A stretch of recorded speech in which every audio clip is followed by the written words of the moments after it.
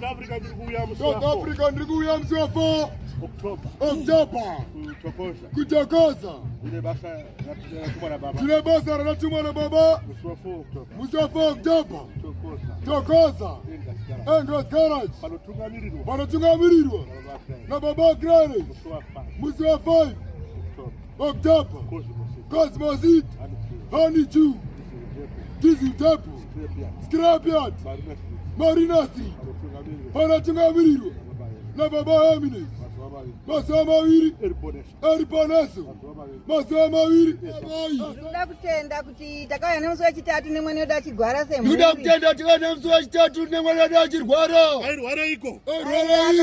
Njere. Aiwa kataika njere. Saka zvaita sei. Sei. Pari nhasi pandanga ndakadzokera kumba ndimanyira kana. Ndaona mwana wachinja ndimanyira akati mama. Muri kuti mwana wanyu aipenga. Pamwishe. Pamadzoka. Kuya kuno. Maana mwana oyara. Maana mwana yawa right. Hato ndimanyira ndai. Aiwa panuru.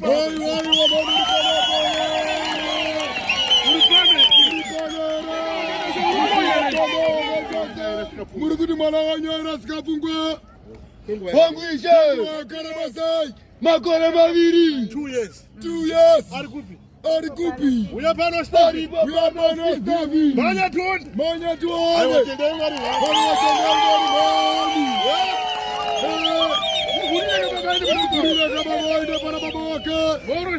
Moro Stevie. Yeah. Aiwa ndiwo rakanaka. Aiwa rakanaka. Watenda mbiri ya Mwari. Vakauya pano chingani. Chitatu. Ndikati musabve papi. Baba vane vana vapi. Vasabve papi. Ndirape chiko. Mwana. Watenda mbiri ya Mwari. Mwana wanyu. Akapenga makore mangani.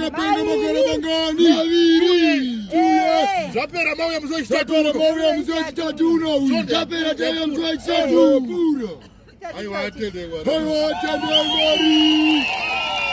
Taura vachidze baba vacho. Tenda pakuti iye mwana anga asingachamiri patiri. Ndinozitenda pakuti iye mwana anga asingachamira patiri. Nzwisisana nesu tikamuti hatidai unongoita sei. Ndinokwanisa kunzwisisana nesu. Unongoita zvinhu zvake ega.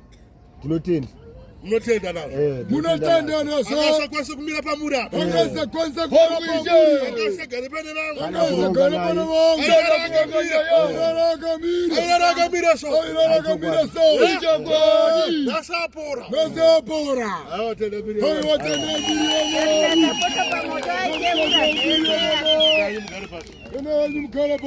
Imbiri ya baba yakanaka. Imbiri ya baba yakanaka. Tikapana.